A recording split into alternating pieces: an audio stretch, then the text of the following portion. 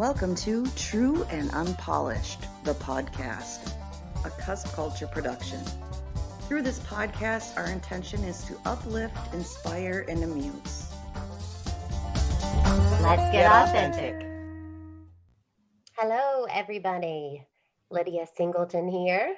And Nicole Wilson. And we are excited to be talking to you today. I am so excited. We are so excited. We have looked and we have listeners from every state in the United States. And so we are really, really grateful for that. We are so grateful that you tune in and that you listen and laugh along with us. And I want to say specifically hello to South Carolina, my hometown, and California, where I lived prior to Wisconsin. And then, of course, all our Wisconsin peeps where we live now and where Nicole has called home for her whole life. So thank you all. We are grateful that you're here. We're grateful that you're joining us. And, thanks. Thanks, man. Yes, thank you. So today, Nicole has something specific that she was inspired to talk about. What's the word again? I totally forgot. So a lot of people right now are doing different mindset trainings. Okay, mindset training. It's all over the place, different types of mindset training. And so the point kind of behind it is our words obviously have proven to influence our future. And, there's either the fixed mindset or the growth mindset. Mm-hmm. And I was looking at this story. There's a school in New York where a Stanford professor took 400 students to complete different puzzles. And then she was doing research on it. The first puzzle that she gave, she split them in half. So half the students, she told, you must be smart at this. And then the second half, she said, you must have worked hard on this after the puzzle was completed. So then she gave them a second puzzle and she asked them if they wanted it to be easier or harder than the first one. And 50% of the people that she told was smart chose the easier puzzle. And 90% of the people that she told must have worked harder chose the harder puzzle. So then they were given a third puzzle that was really hard. And the first group that were told that they were smart at this, they gave up faster. They just gave up on it. And the other half that was told that they worked hard to figure it out and they got it done. So then they gave a fourth and final puzzle. It was just as easy as the first puzzle. Okay. And the first group that was told that you must be smart at this, they did 20% lower than the first time that they did the puzzle. Oh, wow. And the other half of the students, they did 30% better. Oh, wow. So it was her trying to prove that, words influence your mindset as to what you're going into. Yeah, absolutely. And it's interesting because my children attend a school that goes on the growth mindset principle. And it is really neat. Like I say things to my kids like, oh, good job using your mind, things like that, instead of, wow, you did so good on this test, or, oh, look, you did that math problem right or wrong. It's, wow, good job using your mind and growing and learning. And it is, I can imagine, right? There's so much pressure. And for those of us that live with anxiety, you must do this right. You must be smart at this. Like there's a part of you that kind of shuts down, and that kind of pressure. See, and isn't that interesting? Because this reminds me of?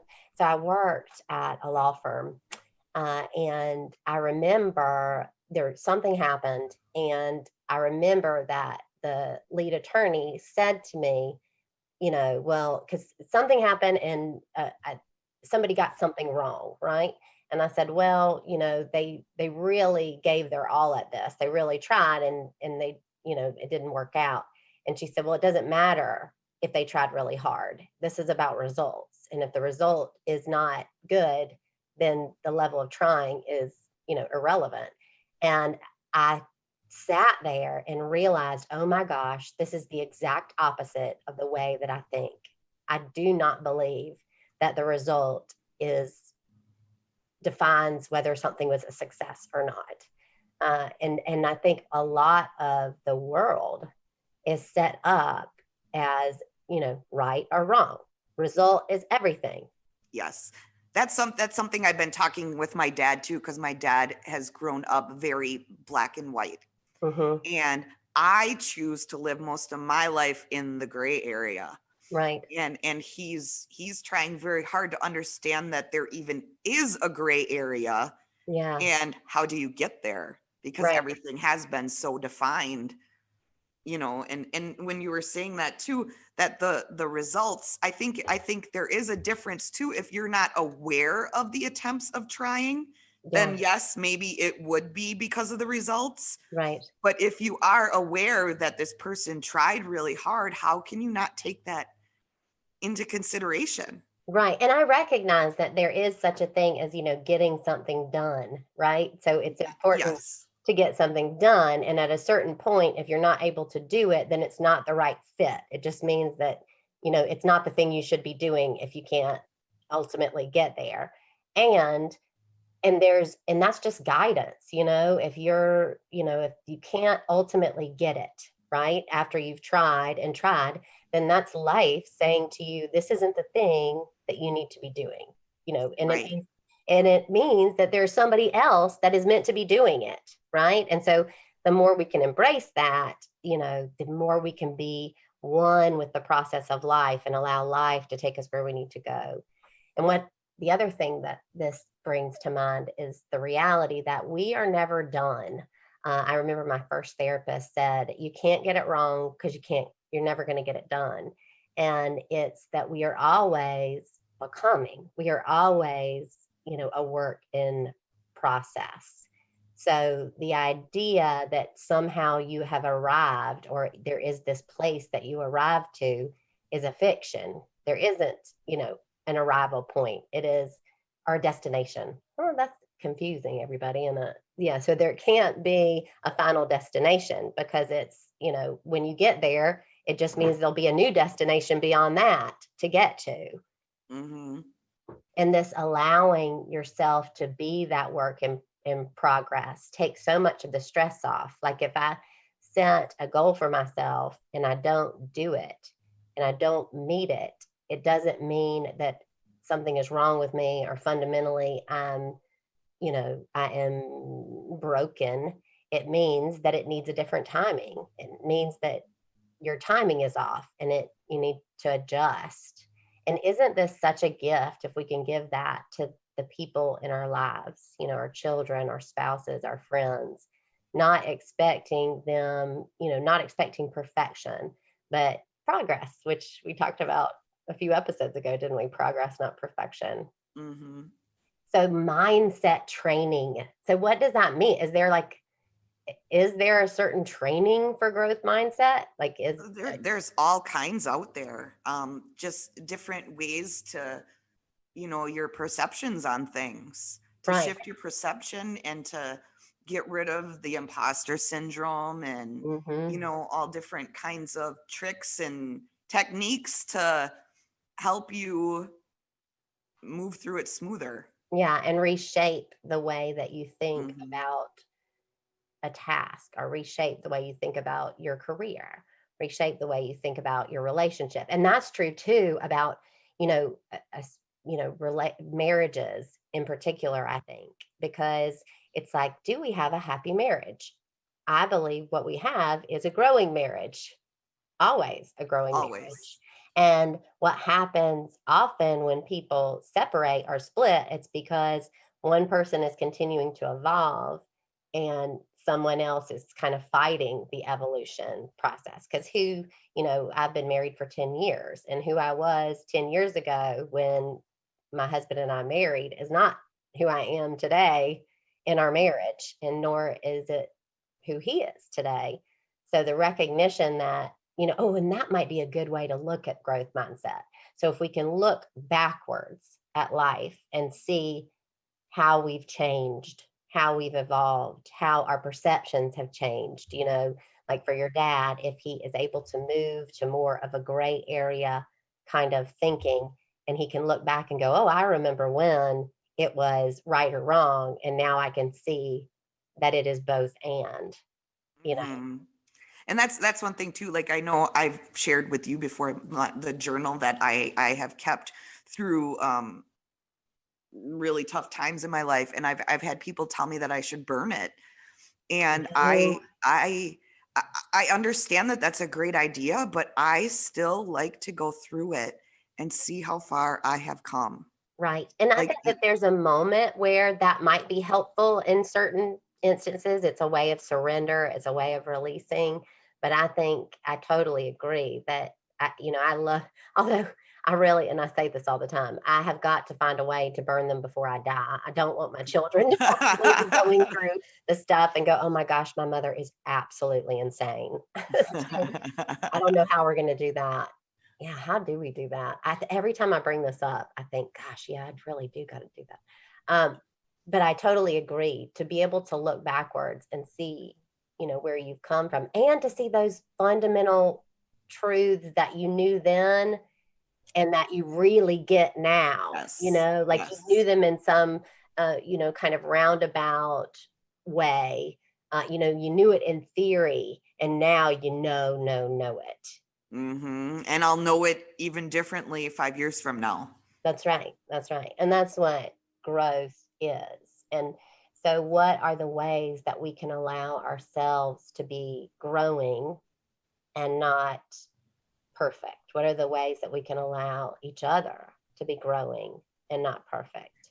Well, I heard not too long ago, Elizabeth Gilbert did a Facebook or Instagram live or something, and she was talking about how, we all have like a spiritual practice Yes. or a mindfulness practice, or everything is a practice. Practice. And Yes. we continue to practice these things for times like this where we're in a global pandemic. Yes. And this is the time to use all of those things that you have practiced.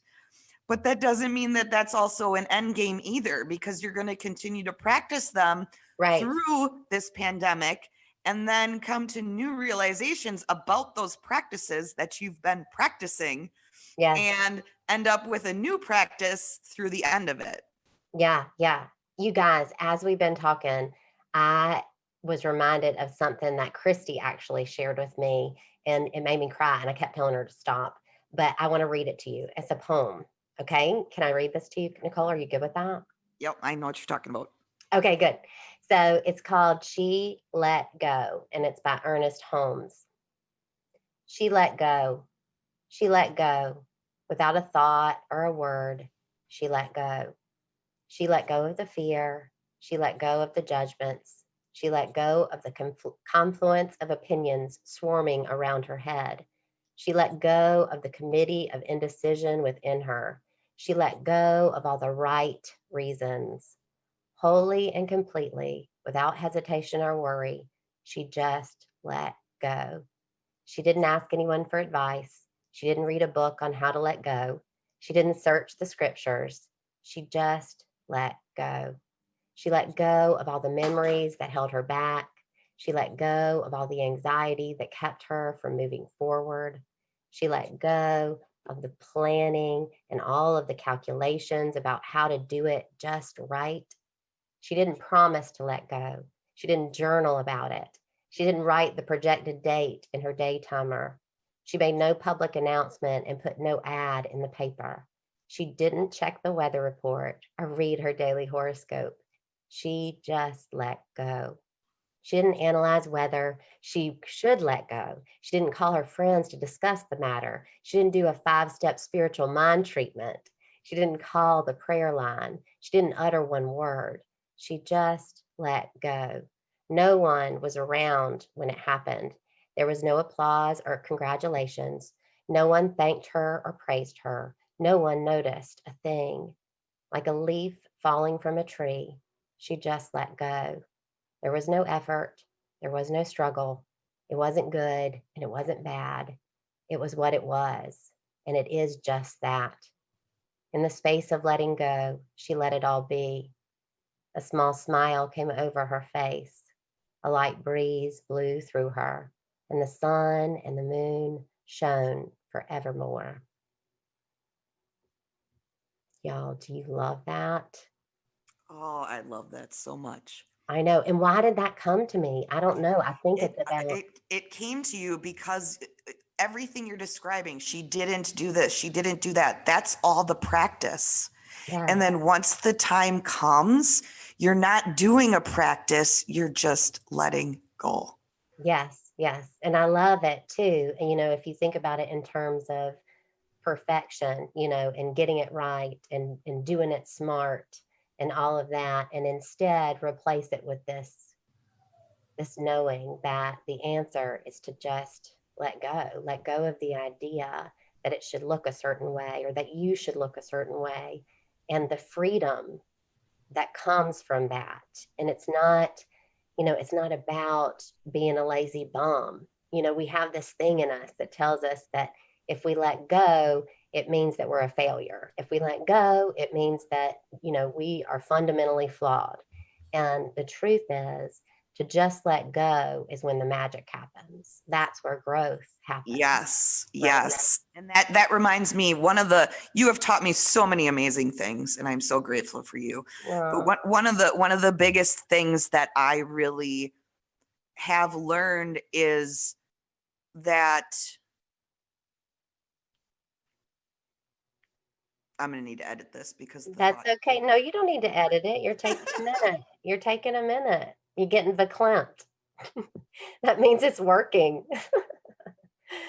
Oh, can you find it or not yet? I don't know. Okay, that's okay. Take a minute. This is life. This is what we do. We allow ourselves to be overcome. She just let go, right? The smile comes across your face, and it is what it is. And that's exactly what it is. So you taught me that, you get so excited about learning new things, and you take it all in, and you take it all in, and you're, oh, I just want to learn more. I want to do more. Mhm. And you do get to this point where it's like, just stop. Yeah, You learned enough. you learned enough. Yeah, Stop and take it in and use it yeah. and just let go. Yeah, just go, just do your life. There is a certain point in our journeys, and I don't think it means that we don't pick up the reading again. We don't pick up the, taking in the information and the teachings again. But there's this kind of cycle where you take it in, you listen to the teachers, you listen to the podcast, you read the book, you do your meditation, you do those things, and then at a certain point, it's like, now it's time to go live it. It's not time to read it. It's not time to learn it. It's time to live it. And so then you go and you live. You just move your feet and you greet life every day, and you greet what's in front of you every day. And you see all of these things that you've been absorbing. And really, they're just remembrances, because your soul knows the stuff. Your soul is, it's imprinted on you. The Psalm says the words that are written on your heart, like these things are already there. All the books that you read to learn, it's already in you. You're remembering. And so you go and you begin to live what you remember. And then you'll know when you're getting the nudge to pick up a book again, to listen to a podcast again.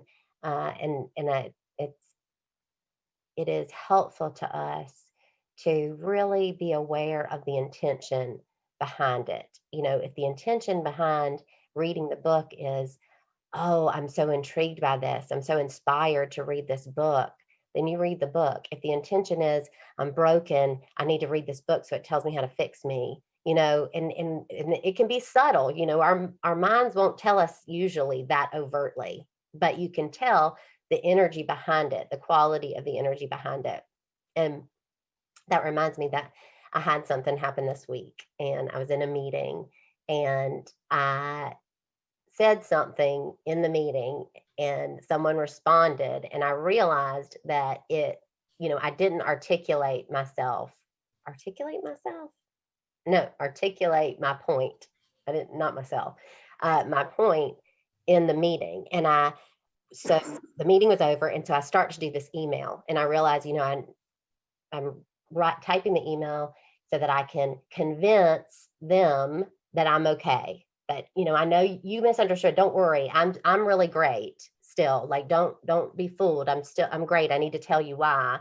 I need to tell you exactly what I was thinking. And I stopped and I realized that the energy behind the email was to convince them that I'm okay. And so I put it down, even though it really is a point that needs to be clarified. I knew that it wasn't to be clarified in that way, that it couldn't come from that place. And I have that quote that I've put out there, which is, if you want to be heard, speak with the intention to explain, not to convince or convert. And that's what I was doing. And so I knew if I'm trying to tell them that I'm okay and I'm good, then the turnaround is, Lydia, tell yourself you're good and okay. And that's it's all Yes. right. So I did, and I'm sure I'll send that email because the point needs to be clarified. So it's not about, is the email sending right or wrong? Should I write this email or shouldn't I? It's, what is the quality behind it? What's the energy behind that email? And pausing and stopping and just let go until the energy is different, right? And so in terms of trying to absorb and learn and grow and be super spiritual, we have to be aware of the energy and intention behind our absorbing this stuff. And when you get to the place where it's like, oh, I need to read that, I need to read that, I need to ask this person that, I need to, you can sense kind of the frantic energy behind that. And at its core, it's saying, I can't do this. I need someone to tell me how. And while it's true that we need help, and while it's true that sometimes the universe whispers into your ear an inspiration for me, that you will speak, and when you speak it, I will hear it. So that's true. It doesn't mean that we need to be an island and never listen to anybody and never ask anybody to help us process, but that ultimately you understand that the guidance is going to come from you. It's going to come from inside of you. Man, I love it. I love growth mindset. I'm Me for too. it, everybody. Yes. So don't know, grow. You like that? Hashtag tweet, tweet, tweet. Don't know, grow. I love it. Everybody take that with you. That's free. You get to use it any way you want to. Make sure you quote me. Put it in quotes. Lydia Singleton. I love it. I know. You guys, this has been amazing. I love this conversation, Nicole. Thank you for the inspiration to talk about it. Yes, thank you. Thank you all for listening. And you have been listening to True and Unpolished, the podcast. Let's see what happens next.